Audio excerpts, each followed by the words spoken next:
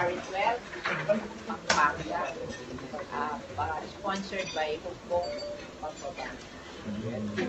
That's the first notice natin. So, 12 senatorial candidates na Parang Hukbong 14. So, paano yun? 12 lang. Yeah.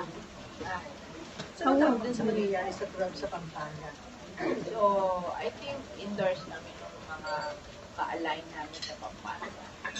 May alliance kasi ang Hukbong, siya ay regional party lang, Region 11. Pero in every province may ka-align siya. So, yung align niya sa yung party ni Governor Pineda.